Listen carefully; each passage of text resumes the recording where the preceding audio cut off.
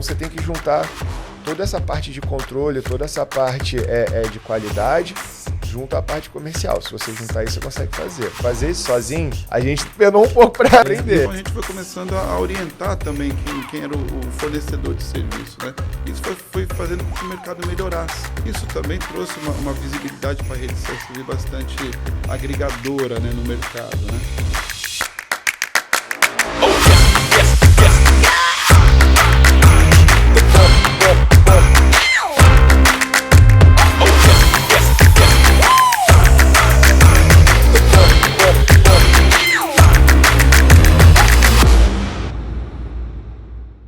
Fala pessoal, sejam bem-vindos a mais um episódio aqui do Pode Ser Eu, o podcast que foi criado para te inspirar a empreender, te inspirar a conhecer novos negócios. E hoje a gente tem uns convidados que, cara, tem um modelo de negócio super diferente, né, Arthur? É isso aí, a gente está com a galera da CSV, Inspeção Veicular, tá com o nosso amigo Rob. Obrigado. Show de bola, tamo junto. E o O Rafa Rafael também.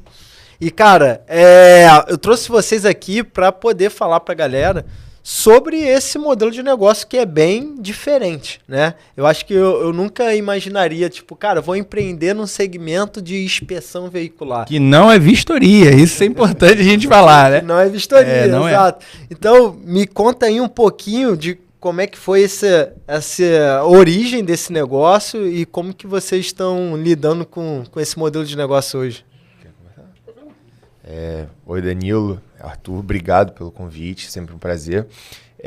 Como é que aconteceu isso? Na real, eu fui parar nisso através de uma coisa familiar, né?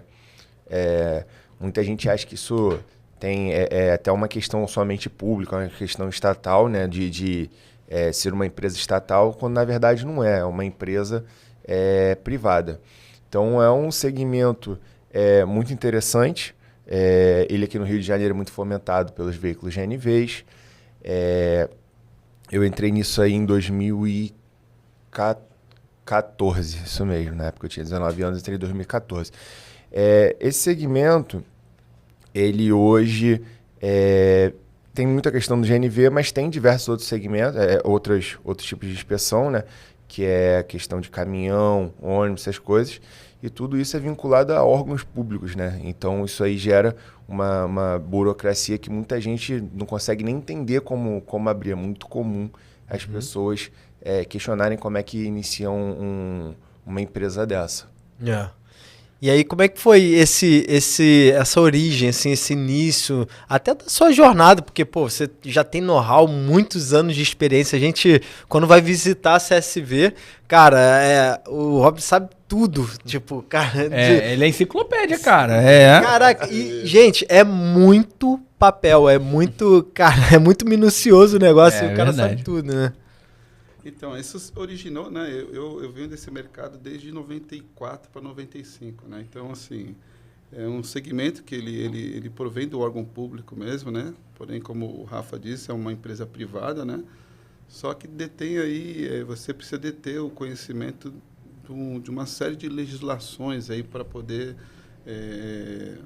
tramitar com o negócio, né? Abrir primeiramente o negócio, que ele é bastante burocrático, né? Depende de 2 órgãos públicos aí na parte de trânsito e de qualidade, né? Que é o Senatran e o Inmetro. E já tem a dificuldade no abrir e a dificuldade maior é no manter, né? Então, para manter um organismo de inspeção, você precisa de atender muitos requisitos normativos e muitos processos, né? Para fins de você manter o negócio. E anualmente você recebe ali, né, a visita do órgão que faz essa licença, né, e essa acreditação, que é o Inmetro, né? E você precisa deter muito, nesses processos, você precisa deter muito o que pede os regulamentos, né? Tanto de instalações quanto treinamento do profissional, né? Você precisa manter ele treinado e o que acontece ao longo dos anos? Vai mudando muito a legislação. Ora você capacitou a sua equipe técnica, né? Você se adequou lá ao espaço físico e daqui a pouco vem uma outra legislação sobrepondo o que você já fez, e aí você tem que praticamente recomeçar, né? Reentender as coisas, e isso é bastante trabalhoso, vamos falar assim, né? Mas é um segmento que quem estiver entrando, no caso, né, buscar quem detém esse know-how também, porque vai precisar e manter o negócio também vai precisar do conhecimento aí. E assim, é legal você falar isso, porque eu estive, né, lá na CSV, a gente esteve conhecendo as instalações de vocês, e realmente é um trabalho técnico muito claro e muito direcionado, mas como você falou, muda uma legislação, aquilo tudo pode ser alterado, é diferente. A gente conhece muitas empresas do ramo de alimentação, por exemplo, que teria ali a Anvisa, né, da vigilância sanitária, mas a regra do jogo ela muda pouco, então você sabe ali quais são as regras de sanitização, higienização e tudo isso. Então, assim, existe o órgão que chega lá, pode fechar o seu estabelecimento, você paga a multa, se adequa e você reabre. No caso de vocês já não é muito assim, ainda tem a questão, né, do estabelecimento ficar fechado aí em tempo, digamos assim, indeterminado, né? E o que eu queria perguntar para vocês, que eu acho que é uma coisa bem legal, que é uma dúvida que eu tinha e muitas outras pessoas têm. Qual a diferença, né, do que é a vistoria para a inspeção veicular? Então, efetivamente, qual é o trabalho que vocês fazem hoje, né, e um pouco dos serviços que vocês atuam, né, para a pessoa pensar, caramba, então o meu veículo ele necessita de inspeção, né? Então, em que caso isso se enquadra? Isso é bem legal a gente saber também. Então, bastante interessante a pergunta, né? Porque o pessoal faz uma confusão, né, em relação à vistoria, né? Para ele tudo é vistoria e muitas vezes, né, o que a gente trata é inspeção, né? Então, a diferença é o seguinte: vistoria você realiza através de partes visuais, né? Vocês não usam nenhum equipamento instrumentalizado para obter resultados, né, para fins de você comparar com a norma em relação à aprovação e reprovação. Então, vistoria seria muita coisa visual, né? Verificar, olhar como é que está um pneu, olhar como é que está, se funciona o estado de iluminação, né?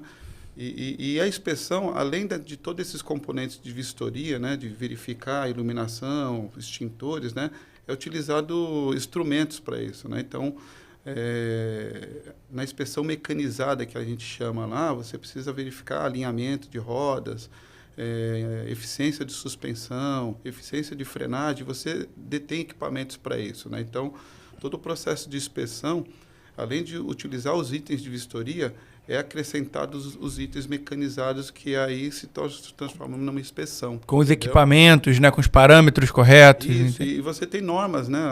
A norma, por exemplo, a 14040, ela dá lá os valores que precisa mínimos de freio, suspensão, alinhamento, né? Além disso, você faz a medição, né? Numa vistoria você só verifica se os faróis funcionam. Na inspeção você verifica se ele funciona e faz a medição de alinhamento, né? A legislação mudou recente. Antigamente a gente até verificava a quantidade de lux gerado numa iluminação de faróis, né? Legal. Então, e se caso ela fosse excedente, até para não cegar quem está vindo no sentido oposto, a gente reprovaria o carro, né? Legal. Você está com um sistema de iluminação excedendo a quantidade de lux, né? Então, a inspeção utiliza equipamentos mecanizados, né? E a vistoria não. Bacana. E falando de negócio, perguntar pro Shed, você como um cara de negócio, você tá sempre se aventurando em negócios diferentes, né? Me diz o que um franqueado hoje da CSV recebe como modelo de negócio. É um negócio lucrativo? É um negócio rentável? Me diz aí. Então, por que é interessante a franquia, a questão da franquia? O que uma pessoa pode ganhar com isso? Eu estou há 10 anos, o Robson há 30 anos, o Daniel também está nesse segmento aí há 8, 9 anos. E o que a gente percebeu quando eu e o Daniel, principalmente, começamos com essa visão mais empresarial? A gente percebeu o seguinte: a gente dependia muito de pessoas terceirizadas que não tinham compromisso conosco. Eram muitos consultores, existem bons consultores, existem pessoas que prestam bom serviço e outras não. E para você ter uma empresa só, e aí você ter um departamento de marketing, um departamento comercial, um departamento de qualidade, jurídico, RH, não tinha sentido. Ficava um custo muito alto, você comprometia totalmente sua margem. Então, qual foi a solução que a gente chegou? Primeiro a gente olhou e falou, a gente tem que fazer um grupo nosso. E daí surgiu a ideia de rede. Então, o Daniel tinha uma unidade, eu tinha outra, a gente se juntou, o Robson já trabalhava comigo, a gente foi, abriu lojas, compramos outras, e hoje a gente está com 9 lojas. O que isso proporcionou? Hoje eu não tenho praticamente nada terceirizado, é tudo estrutura própria. Então, às vezes, a gente vê alguns concorrentes até menores que estão com um problema. Se tiver, imagina que o consultor X ele atende a empresa A, B e C. Se a empresa A e B tiver auditoria no mesmo dia, que, por exemplo, acontece no nosso caso de ter auditoria de 2 empresas no mesmo dia, com quem esse consultor vai atender? Então, você está sempre exposto ao risco. E a gente montou toda a estrutura própria com capacidade para atender volume. E à medida que a gente vai crescendo, a gente vai colocando mais pessoas. Então, isso traz uma segurança operacional enorme. E com isso, a gente consegue reduzir um custo absurdamente. Porque você dilui, né, entre essas unidades, digamos assim. Se a gente, de repente, fosse tratar uma unidade nossa e colocar consultores que a gente teria, série de consultores que seriam necessárias, pessoas fixas mesmo que fosse, que hoje a gente consegue diluir para várias unidades, fosse trabalhar só para uma, talvez uma loja que tem margem de lucro estivesse empatando, estivesse no 0 a 0. Então, essa estrutura que a gente fez, que hoje a gente está com essa proposta de franquear, ela torna viável muitas vezes a operação, você ter uma operação saudável com 15%, 20%, 30% de margem líquida. E é legal falar isso porque exatamente o que você está pontuando, não é só operacionalmente ter a segurança, mas é você entender que como você vai estar ali dentro de um grupo que está diluindo essas despesas, né? Obviamente numa franquia através de royalty, você consegue ter mais margem operacional e um padrão melhor de execução da parte comercial, marketing, tudo isso, porque também vocês estão testando isso em diversas outras lojas de outros pontos, que eu acho que é uma coisa que me chamou muita atenção quando eu conheci eles, foi eles terem, ou na época vocês tinham 8 pontos, se não me engano, e eram em lugares bem distintos. Então você tinha ali São Cristóvão, mas você tinha também Barra Mansa, se não me engano. Sim. Então você tinha a Zona Oeste também. Então são pontos diferentes, com perfis de clientes diferentes, mas que todos eles performavam dentro de uma métrica ali. Eu achei isso bem interessante. E sobre os serviços também é legal para a galera entender, né? Realmente, eu tenho um veículo XYZ, eu estou apto a fazer os serviços de vocês? Quais são os serviços de vocês? Isso é bem legal também. Então, os serviços, basicamente, a maioria das pessoas procura a gente pelos serviços compulsórios, né? Então, você... Aí entra no arcabouço legal aí que a gente tem um bom conhecimento. Então, assim, esse serviço, ele iniciou, basicamente, em termos de arcabouço legal, pela Lei Federal 9.503,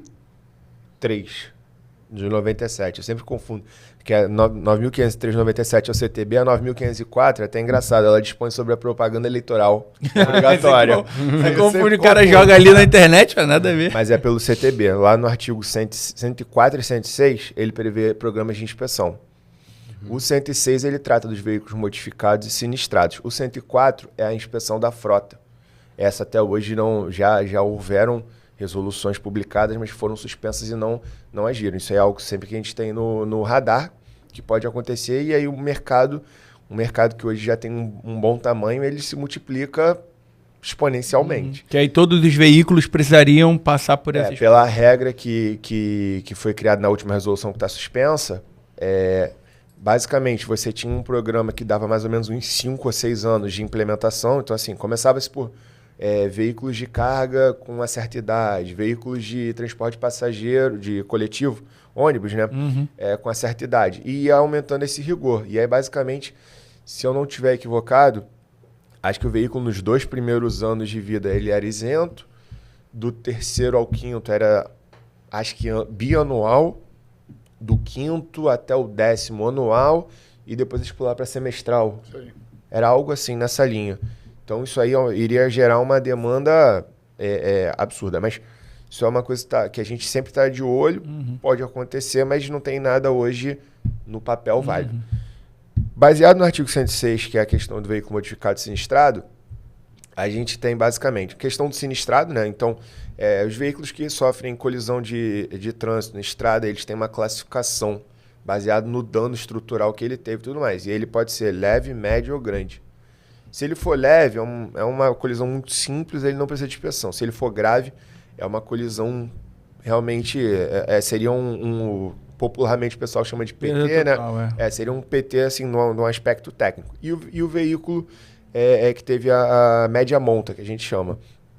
Essa média monta é um dano que você teve, que você consegue reparar o veículo tecnicamente, e para garantir que ele vai voltar à circulação com segurança, você tem a inspeção. Então isso aí já é um mercado.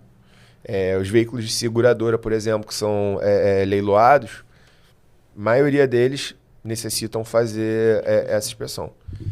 Além disso, aqui no Rio de Janeiro, né, o nosso carro-chefe é o GNV. São cerca de 1,5 milhão, 1 milhão e 600 mil veículos que a gente tem GNV no Rio, que tem que fazer inspeção anualmente. Além disso, aí tem uma gama quase infinita que são os veículos modificados. Então, por exemplo, aqui no Rio de Janeiro, São Paulo, algumas cidades do Nordeste, a gente tem muitos veículos blindados. Uma vez que você blinda o seu veículo, né, é um processo de desmontar o veículo inteiro, remontar, se agrega peso com as mantas, dependendo com o aço das colunas, com os vidros. E aí, para isso, você também tem uma inspeção. Caminhões, quando você compra um caminhão e troca de carroceria, você alonga o chassi do caminhão. Toda a modificação no veículo que é permitida pela resolução vigente, você tem que fazer uma inspeção. Só é isento coisas muito simples, como, por exemplo, pintura. Uhum. E eu achei interessante isso porque você tem números bem consistentes do mercado que você pode atacar. E você tem noção mais ou menos de quanto que hoje a sua unidade ela performa em cima desses números de mercado? Você consegue ter uma noção mais ou menos? Olha, eu não vou ter esse número de cabeça. A gente tem um grupo, né? Porque eu faço parte da diretoria de uma associação e a gente compõe a diretoria, né? Então a gente sempre faz essa análise levando em conta, geralmente, esses outros parceiros que a gente tem. E a gente tem, por exemplo, esse grupo, tá?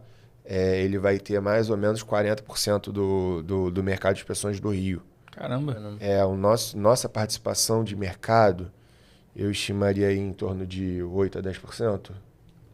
Nossa, então é um mercado fazendo por aí. muito grande que dá para trazer oportunidades para novos investidores, novos segmentos, né? Total, no Rio e no Brasil, né? Por exemplo, uma área que a gente vê, se a gente pegar a região sul, podem existir alguns pontos, mas é algo que já está mais difundido, você tem um volume de empresas grande. São Paulo também. Agora, se você olhar principalmente Nordeste, né? Nordeste é um mar a desbravar aí de oportunidades. E inclusive, uma região...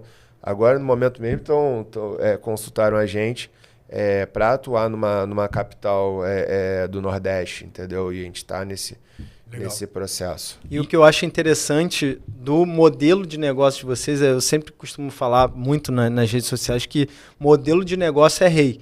Quando você entende o que o seu negócio está pautado, você tem um resultado bem significativo. E vocês entenderam que o modelo de negócio de vocês é entregar um back-office, diluir esses investimentos que são obrigatórios e necessários, né, para que o franqueado ou a unidade na ponta tenha bons resultados, né?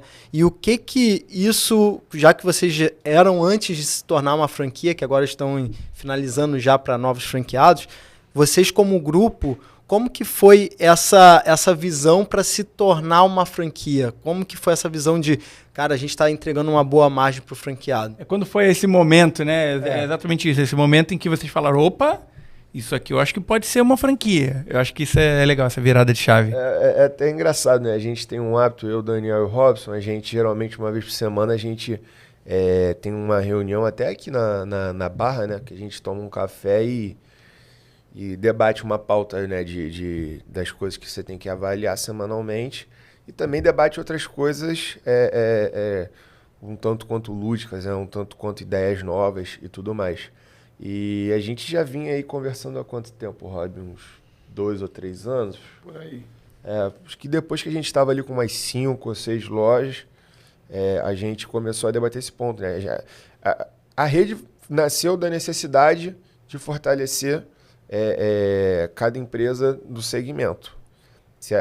A nossa visão de fato, aconteceu algumas pessoas que não conseguiram entender exatamente essa questão do processo, do controle, tudo isso, e trabalhavam isolados, inclusive fecharam.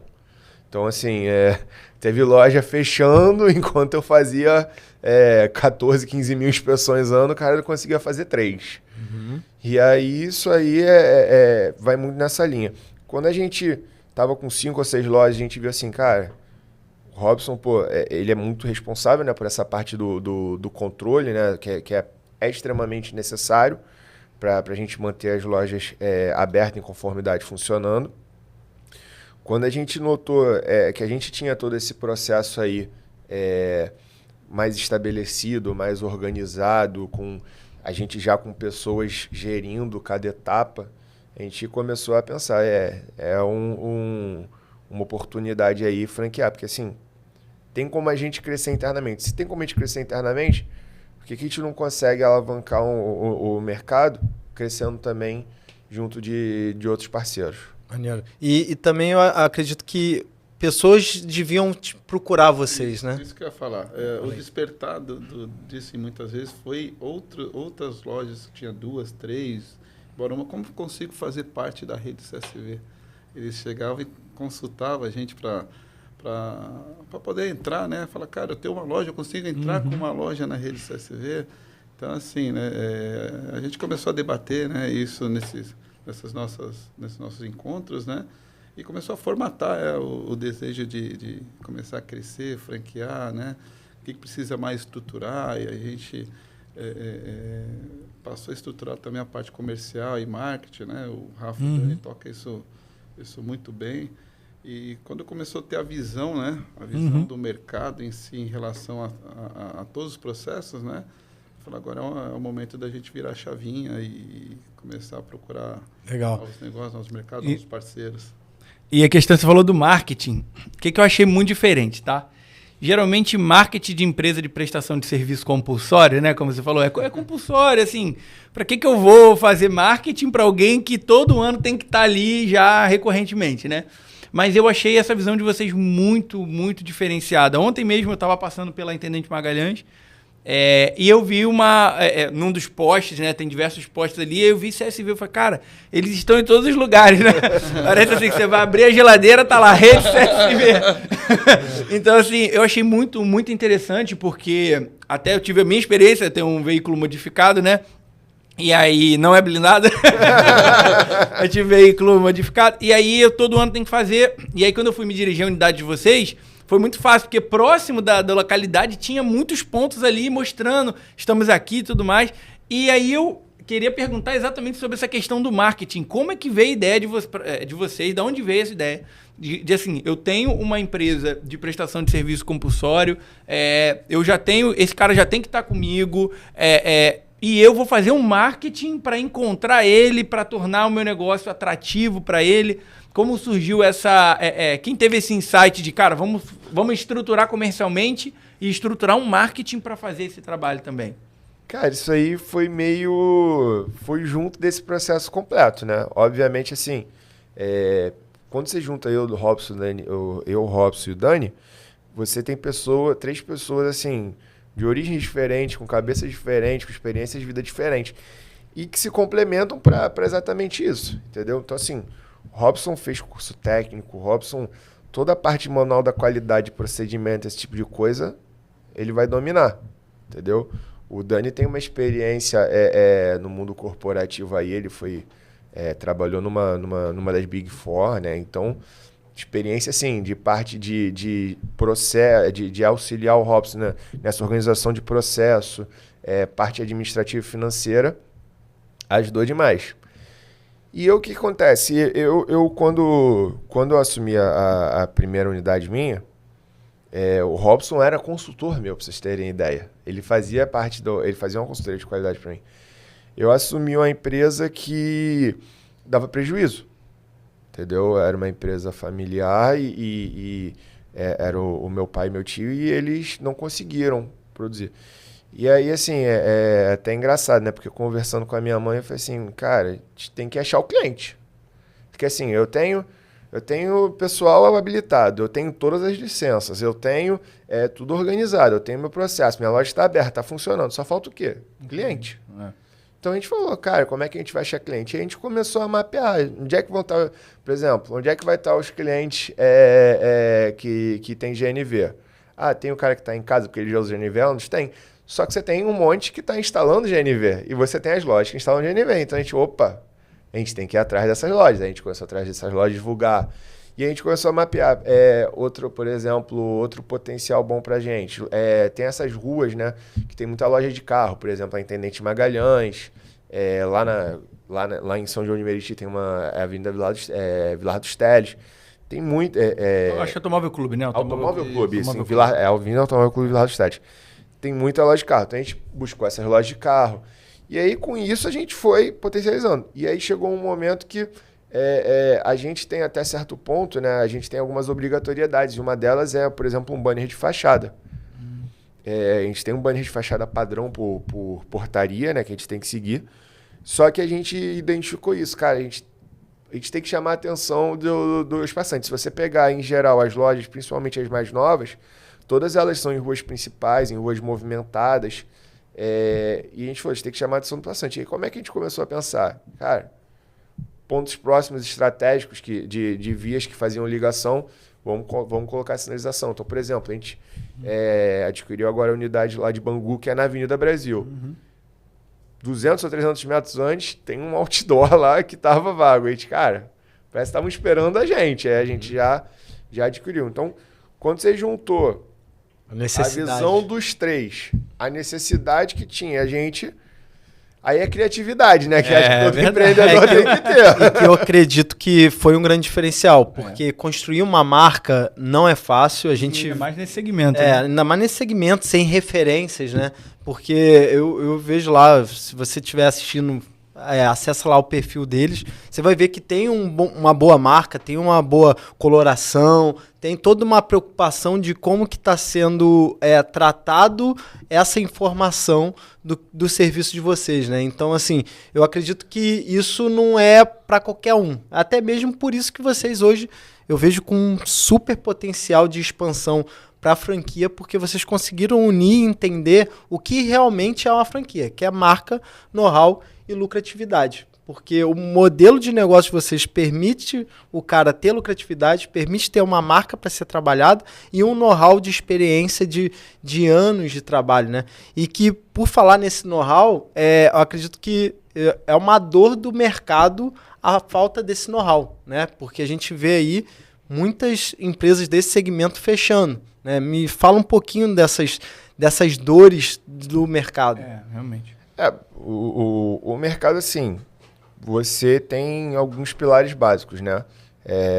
Mesmo que você não tenha uma marca por trás, você consegue tocar a operação? Consegue. Só que você vai ter que você vai ter que estudar muito profundamente. NBR 14040, tem a outra norma sobre acreditação. O Inmetro tem as normas de acreditação técnicas, você vai ter que saber todas de cor. Você vai ter as portarias e resoluções Senatran, então você vai ter que ter todo esse arcabouço. Você entendendo isso tudo, você vai ter que contratar algumas pessoas, porque você não vai conseguir abraçar tudo. E você vai ter que ter essa questão do espírito empreendedor ali para o comercial do negócio. O caso muito claro que eu tinha era esse. Eu tinha dentro de casa as pessoas que fizeram todas as ferramentas, mas não tinham um comercial. Então, o que a gente nota, assim, por que algumas pessoas têm empresa dessa e muitas vezes não dá certo? Entra falta de conhecimento sobre os potenciais clientes, falta de buscar esse cliente, entendeu? Porque é muito comum a gente ver alguns consultores virarem, se ligar, eu quero abrir uma empresa dessa. Não, tranquilo, eu abro, fala que vai demorar metade do tempo que leva, fala que você vai gastar menos do que você vai gastar. E, quando você abrir, você vai fazer 40, 50 carros por dia, vai faturar 250 mil no mês, você começa a fazer contas e fala assim, cara, quero isso agora. Agora. Aí tem um caso até curioso de um colega nosso que Ele abriu, o pai dele estava junto, né? Ele até brincou. Ele falou assim, cara, primeiro dia eu abri a loja, peguei minha cadeirinha de praia, botei na porta da loja e falei, agora eu quero ver os clientes chegando. E passou o tempo. Passou 1 hora, passou 2 horas, passou 3 horas, passou 4 horas e não tem cliente. Não tem. Então, muitas vezes a gente nota isso. Falta... são alguns pilares, né? Algumas empresas, por exemplo, a gente teve 2 recentes aqui no Rio, foram canceladas pelo Inmetro, e aí é pela questão de não ter o controle, não ter alguma falha processual, alguma falha de padronização. E tem a questão comercial. Então, você tem que juntar toda essa parte de controle, toda essa parte de qualidade, junto à parte comercial. Se você juntar isso, você consegue fazer. Fazer isso sozinho, a gente penou um pouco para aprender. E o que hoje a CSV franqueadora entrega ao seu franqueado como proposta de valor, proposta de suporte, e quais são os resultados que você acredita que o franqueado ele vai ter? Então, acho que o Robson pode até falar melhor a parte da qualidade, que coração, a gente brinca, né? Assim, que tem o coração e o cérebro da empresa. O coração é o comercial, o cérebro é a qualidade. Se você perder um dos dois, já era. Entendeu?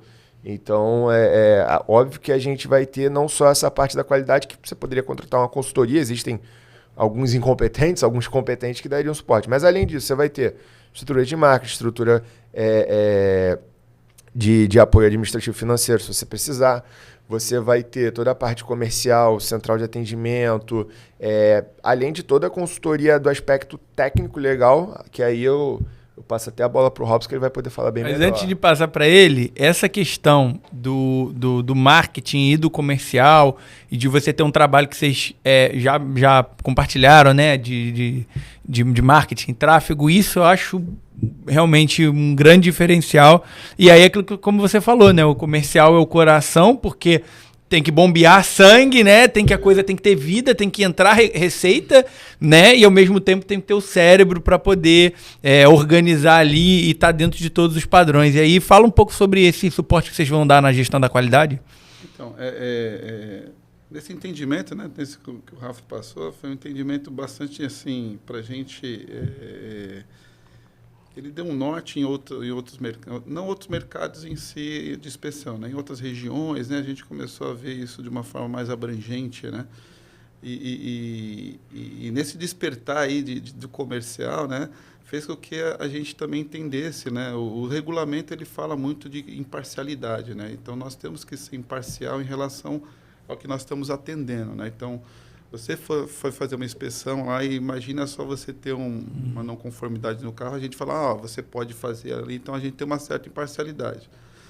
E isso é muito o dia a dia disso daí, ele é bastante, ele puxa muita responsabilidade nisso. E quando a gente entendeu que o comercial e a parte técnica, você via muitos clientes falando assim, misericórdia, não vou fazer minha inspeção eles chamam de Inmetro, né? Uhum. Porque lá olha o carro avesso, enfim, né? E aí começou a buscar um entendimento um pouquinho também do pessoal que fornece o serviço, que foi os instaladores de GNV, né? Então, muitas vezes a gente está na outra ponta, a gente começava a orientar, né? Regulamentos, o regulamento fala isso. Você instala, dá uma olhadinha, melhora aqui, assim, assim. Então, a gente foi começando a orientar também quem era o fornecedor de serviço, né?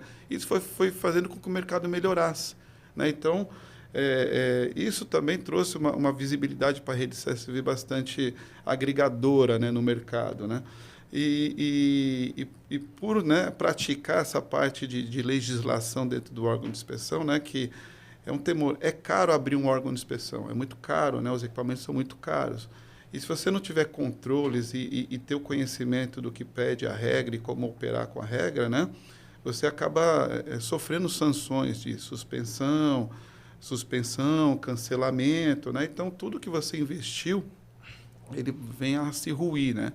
Então, a preocupação da entrega, né, nessa parte de documentação legal, né, acompanhamento, controle, a gente faz isso conforme aos regulamentos, a gente tem um checklist que a gente compartilha, né, com quem é o parceiro, o franqueado aí, e vai fazer o acompanhamento disso daí. A gente tem uma equipe de qualidade que está direcionada a fazer controle dos formulários, controle do RH, inclusive, né? Legal. A gente precisa fazer um controle de RH muito efetivo ali, né?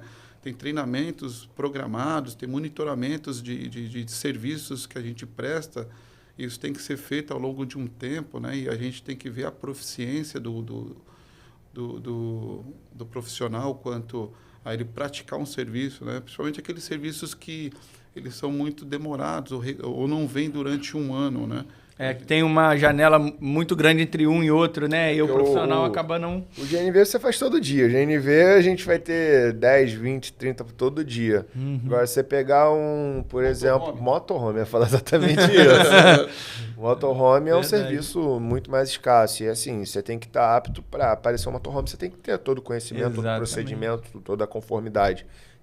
Os acessos, o que pode, o que não pode, equipamentos. E muitas das vezes o cara tem uma loja dessa que está pensando só em GNV e aí vem um motorhome desse e ele não consegue atender. Né? E hoje vocês conseguem dar o suporte em toda a cadeia para o franqueado, no caso. Né? Na realidade, você tem como abrir... Aqui no Rio de Janeiro a gente tem algumas empresas que são focadas em GNV. Tem. Mas, às vezes, muitas vezes acontece isso. A gente, por exemplo, identificou, baseado na demanda de mercado, pontos estratégicos. Então, assim, a gente tem algumas unidades que fazem, por exemplo, inspeção de moto. A gente tem uma unidade... Caminhões também, que é aquele... Exatamente. A gente tem uma unidade que faz o motorhome. Aí, assim, a gente tinha as duas unidades. Porque não adianta a gente botar uma inspeção para caminhão num local muito central da cidade de residência. Você não tem. Então, assim, quais são os pontos-chave? Próximo a Dutra, próximo ao Brasil, próximo a Washington Luiz. Então a gente viu o seguinte, as duas unidades que a gente tinha que fazia caminhão eram, se você pegar para o padrão, eram muito próximas. Então a gente falou, não adianta a gente botar o motorhome nas duas. A gente verificou uma com uma localização ali que a gente entendesse melhor.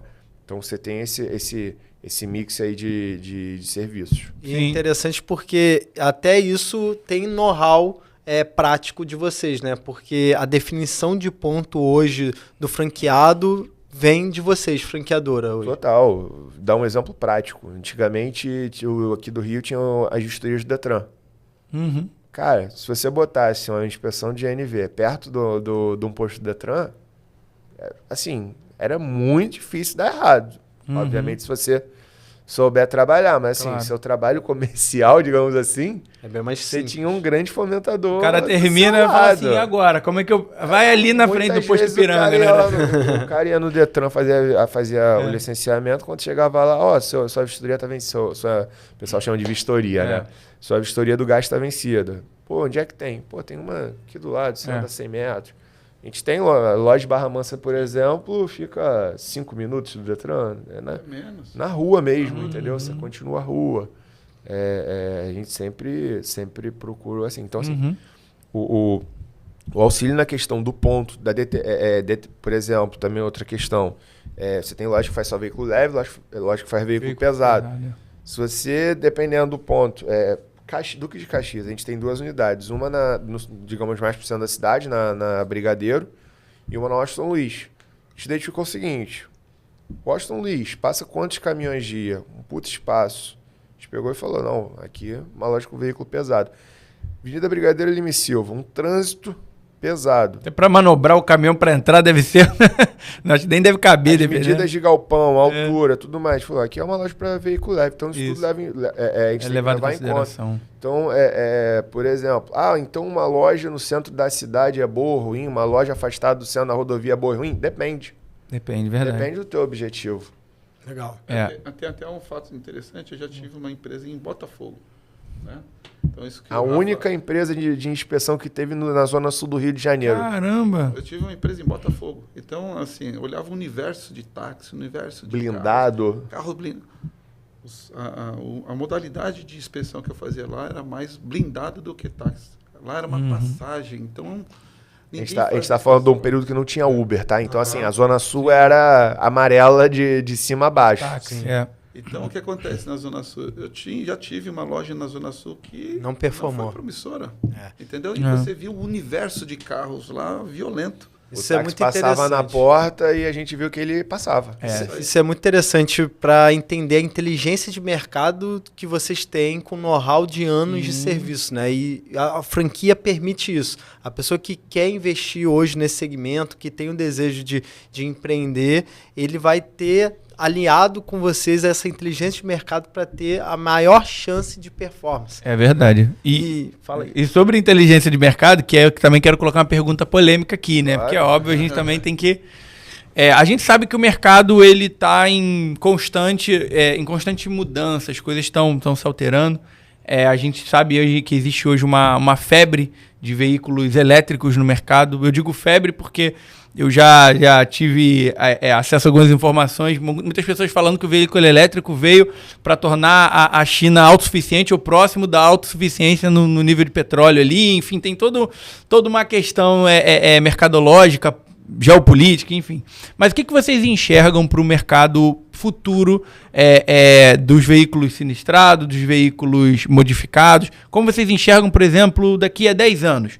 Quais talvez seriam as oportunidades que teriam aí e quais seriam as ameaças que a gente tem nesse mercado hoje? O veículo elétrico, ele é um fenômeno de percentual, não de número absoluto.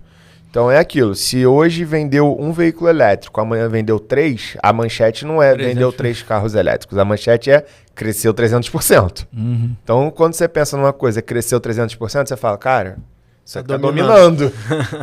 E até a tua percepção Agora, de valor já começa a achar esses veículos. Agora sim, isso aí gera um exercício interessante que muitas vezes quando as pessoas me questionam isso, internamente, tá? Às vezes quando a gente está conversando, eu falo assim, você sabe qual é o percentual de veículo elétrico na frota?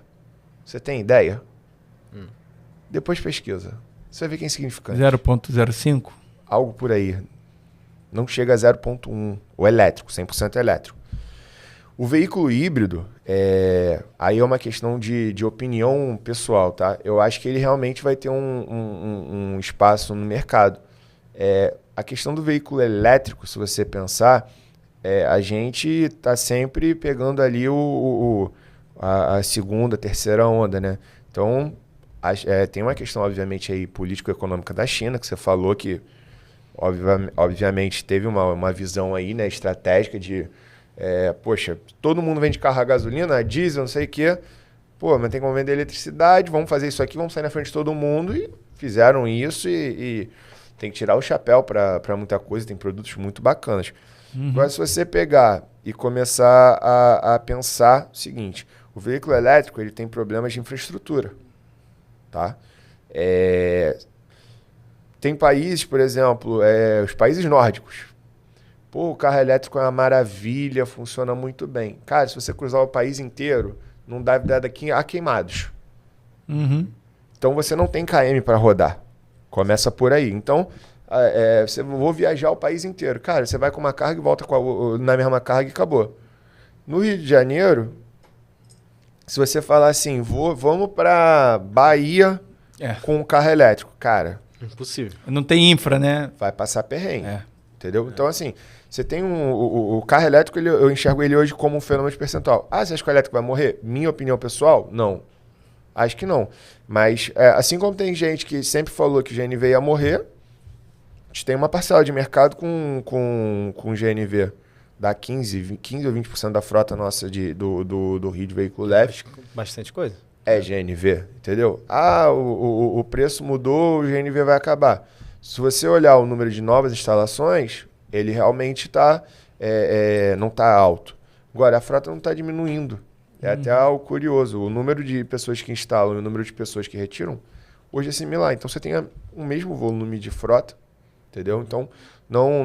Muito por conta, talvez, dos carros, as PVA. pessoas comprando carro usado menos do que carro novo também, né? Então, também tem isso. Também. E o que eu acho que pode acontecer mais à frente é o seguinte, isso está acontecendo um pouquinho. Existem pessoas comprando carros híbridos e no motor a combustão botando GNV. Caramba. Doideira, hein? Então, um carro aí que de repente está fazendo 20 km por litro pode fazer 30 km por metro cúbico. Legal. Entendeu? Legal. Então, isso é algo Além promissor. disso, o PVA, né? Tem o IPVA, mas aí o híbrido também vai ter o mesmo desconto, depende de estado para estado. Então, assim, o carro elétrico... tem gente que tem pânico no nosso segmento do carro elétrico por causa do GNV. A gente tem medo, zero. Legal. E pra gente finalizar, me fala quais são os planos de expansão, o que vocês têm em mente para novos franqueados, qual é o perfil desse franqueado que vocês hoje estão buscando e fale um pouquinho de investimento, como que a pessoa, o que a pessoa precisa ter para dar início a uma franquia da CSV. Certo. Vamos lá, em termos de posicionamento, né, geográfico para termo de expansão. Hoje a gente está com 9 unidades, né? A gente está aí, a gente não pode ainda divulgar o local, mas está 90% certo de uma 10ª unidade que a gente vai inaugurar agora em maio. E o que a gente enxerga é o seguinte, foi aquilo um pouquinho do que eu falei. Rio de Janeiro, você tem determinados pontos que você consegue instalar, principalmente se você pensar no interior do estado. E muitas vezes as pessoas olham somente para a capital, uma pessoa do interior acha que não tem demanda. E quando a gente vai ver, tem demanda. Muitas vezes pedem para a gente consultoria, inclusive, para abrir no interior do Nordeste, Minas e tudo mais. Então, hoje a primeira coisa que a gente pode te oferecer eu quero abrir uma franquia em algum município aí, Araruama. Primeira coisa que a gente vai fazer antes de seguir com você, sinceramente, a gente vai virar para você e vai falar assim, olha, olhei o mercado de Araruama, dá, não dá, dá posição tal, só dá veículo leve, não dá veículo pesado. Então a gente tem todo esse know-how de mercado que a gente consegue buscar uma série de informações de frota de ônibus, frota de veículos GNV, a gente consegue buscar... Para direcionar qual vai ser o perfil dependendo da unidade. Produto perigoso. Tem uma refinaria perto. Então, tem um mix de informações ali que a gente consegue... eu, Robson, Dani, a gente sai caçando nos sistemas de Detran, entre outros, informações nesse sentido para definir. Em termos de investimento, ele tem uma variação, né? Hoje, para uma loja de leve, está o quanto, Robson? Vai gastar uns 650, 700 mil, por aí. Se a gente já fala isso para uma linha de inspeção, se a gente já for para um veículo pesado, vai partir de uns 850 a 900.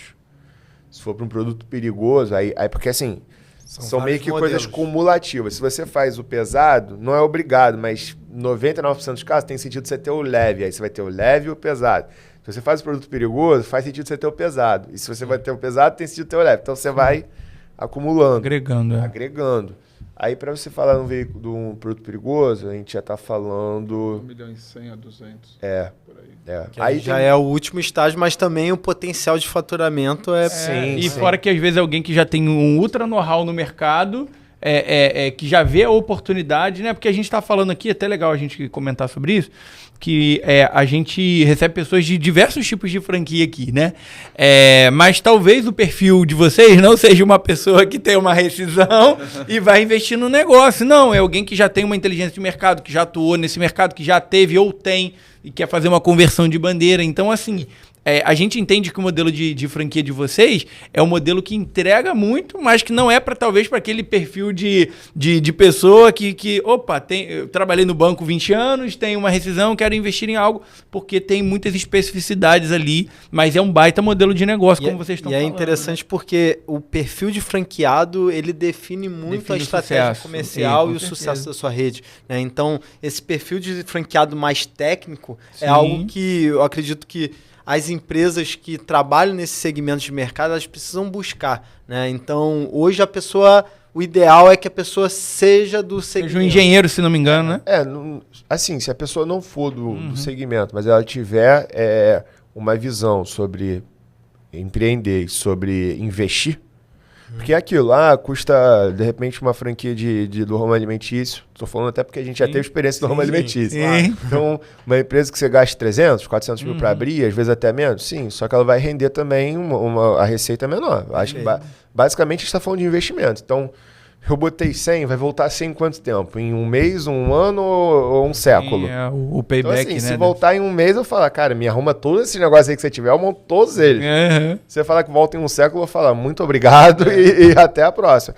Então, você tem isso tudo. Sobre a questão do investimento, eu acho muito isso. Por mais que o investimento possa ser alto, o retorno também tem um Real. potencial Hoje muito a maior. Barreira de entrada, né? Muito alta. O fato muito difícil. da questão técnica é o seguinte, se a pessoa for engenheira, agrega, óbvio que vai agregar, porque talvez o conhecimento técnico que o House vai passar, a pessoa vai ter muito mais familiaridade, similaridade para absorver, mas nada impede da pessoa não ter conhecimento técnico. Eu acho que a principal questão é ter essa visão da importância do que a gente coloca, de controle, desse tipo de coisa, a importância realmente da questão comercial e essa visão muito de empreender, de investir. Legal.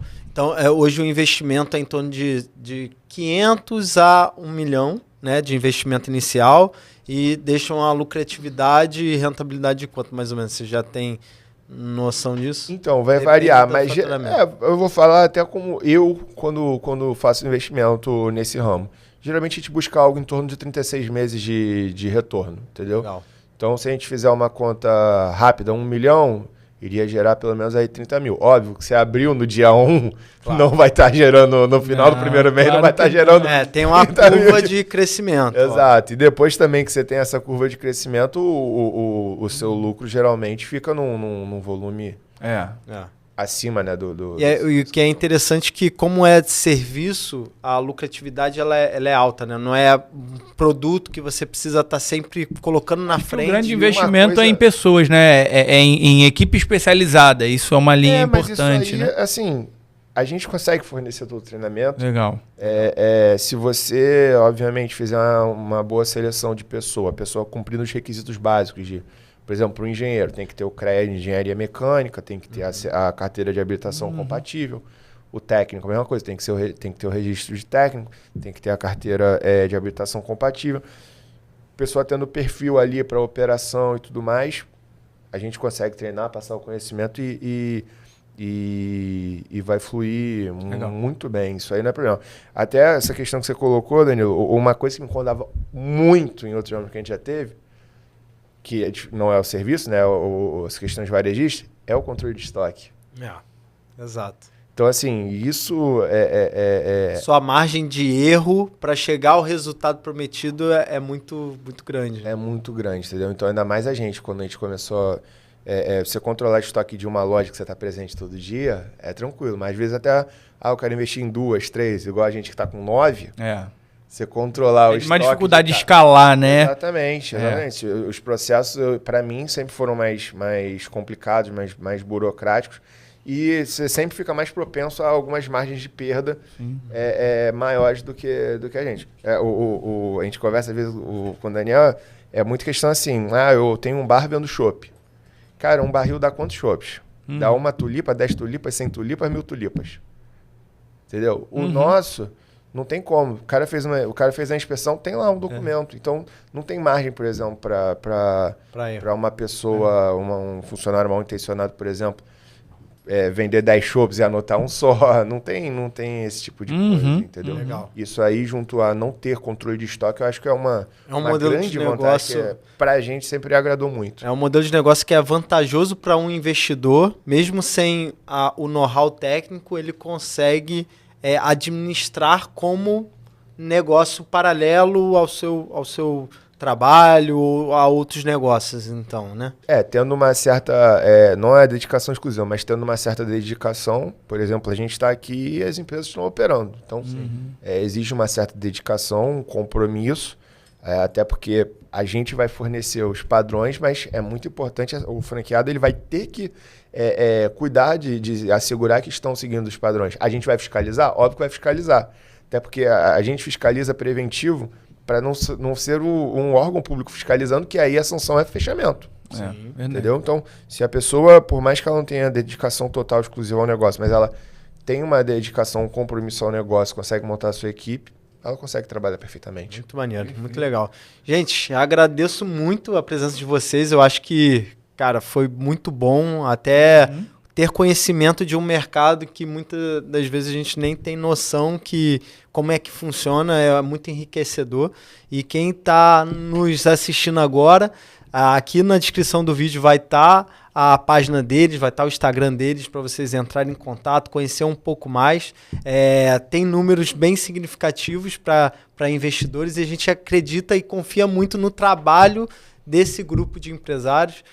São 3 pessoas fantásticas que vêm desenvolvendo um mercado que tradicionalmente, né, é simples, mas que eles estão buscando inovação. Verdade. E trazendo inovação a esse mercado, né? Sim, e se você já acompanha a gente aqui, fique atento que a gente vai trazer novas histórias inspiradoras de outros empreendedores.